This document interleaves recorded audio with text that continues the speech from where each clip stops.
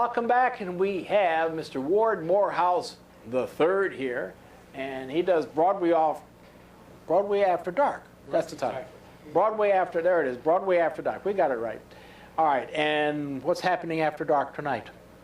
Well, every night is a great show in Times Square, and we have almost 40 shows on Broadway right now, and various degrees of either yay or nays. Yay or nay, yes. Yeah. Well, of course, we had some big flops like Enron, which was a. Did you see it? I did see it, and it was a great show because it was all about nothing. It was creating. It was a wonderful show that showed us that you could create. Jeffrey Skilling could create a business out of nothing. Out of nothing. Right. And they had to pay the piper. Yeah. They had reptars in it, actually, alligators standing on their 2 feet that ate up the debt that was created with this closet company or this subterranean company, and they represented the debt that Enron accrued, and nobody caught on to it, which is amazing. You know, but now you're sophisticated. Yeah. You wrote columns. You know the whole craziness of New York. Yeah. Would you say the show had merit? I do. Jim, the only mistake I personally thought about the show, we had a big review on BroadwayAfterDark.com, which was very positive of the show. It started at the Domnar Warehouse, Jim, over in London, which is an off-Broadway venue. And I would have stuck to an off-Broadway venue here in New York, like the Atlantic Theater or the Chinoochan Theater, where you saw Gangplank. It would be, you should be done that way, rather? Well, I think there's a buzz that's created when you do a show off-Broadway or on the fringe in London. That I think is automatically translates into some big Broadway hit, and in this case it wasn't. And I don't know why. I think one of the reasons Enron wasn't a hit and failed was because there is not one redeeming character in it. They're all negative, from Jeffrey Skilling to the others who ran. There's no Enron. hero? There's no hero. The only, there's not one positive thing about it. You know, I'm remembering a show that I saw many years ago, Jim. I don't know if you saw it, called The Wall. It was about the Warsaw Ghetto.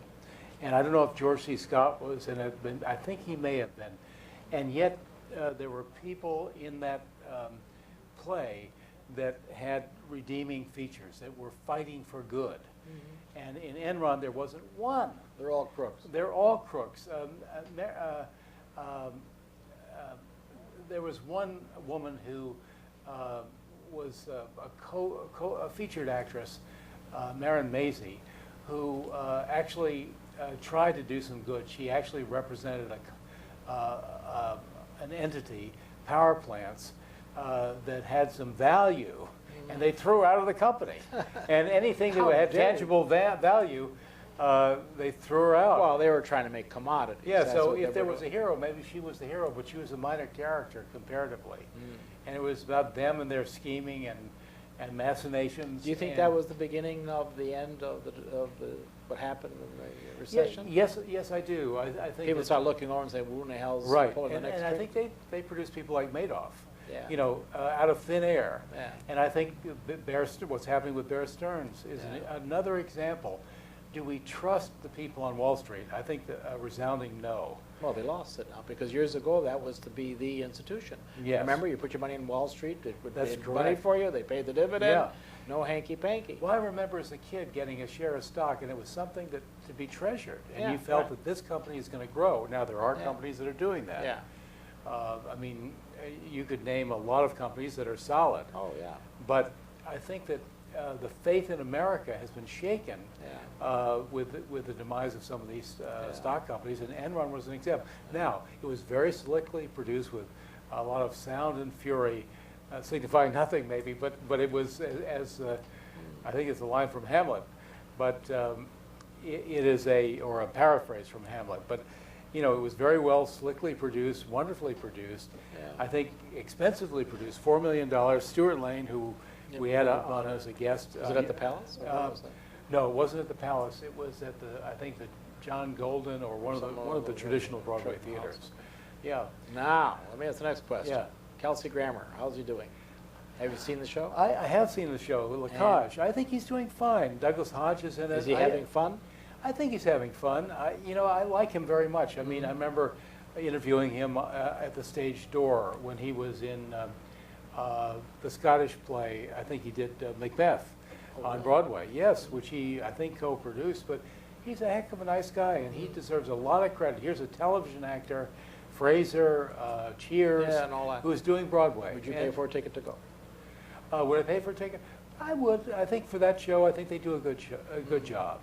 Now, Promises is another show that's up for the best revival of a musical. Yeah. I like some of the producers of Promises. Pat Addis Boy, is great. you're patting yourself. Yeah. Okay. But I didn't like the show because Outdated? it's outdated, Jim. And there are only two songs. I'll Never Fall in Love Again, which is kind of a downer. Yeah. And then Promises. Yeah. Burt Bacharach was not a Broadway composer. No. And it's got a nice book by Neil Simon, which is based on The Apartment, which was the movie with Jack Lemmon. Yeah. And Kristen Chenoweth is lovely, is fine in it. It's a... So it's got a limited shelf life, as far as you're concerned. I think it's got a limited shelf life. I mean, I love to see it run forever, or a year or two right. to pay back the investors. I doubt that it will. I think it was a mistake. Just like Ragtime, which I think was nominated for, one Tony Award or something like that. Yeah. I think that Ragtime was a mistake the first time around, and it was a mistake the second time let's say around. you're a Broadway producer. What would you produce? Well, I would do a real revival of something like West Side Story, which is going great that's guns now. at the Okay, Palace well, Theater. who needs you? Now, Right. so now you're the Broadway producer again. What else do you want to produce? Well, right. Well, I do something that has great songs and maybe give In them other words, a a modern musical. twist, a musical. Now, on the other hand, they produced Oklahoma not too long ago, several years ago, and it didn't make it the second time around. And I think one of the reasons they didn't make it, I think Cameron McIntosh produced it, was that they didn't have the booming voices, the John Rates or the The singing. in the scene. When you sing "Oh, What a Beautiful Morning," you want to hear a voice. Yes, right. And I think that, that may be dated too, but I think that My Fair Lady is always I can't say a sure bet, but it has songs that we all know and love. My Sound of Music was done not too long Well, ago. that's a and I con think artist. well, it is.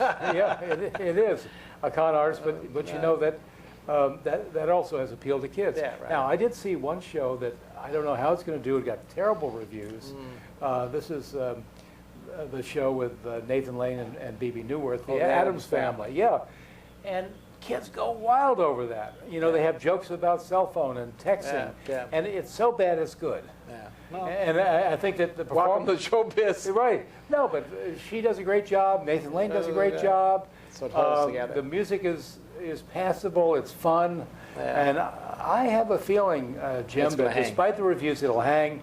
It'll be done around the country, and kids are going to love it. Yeah.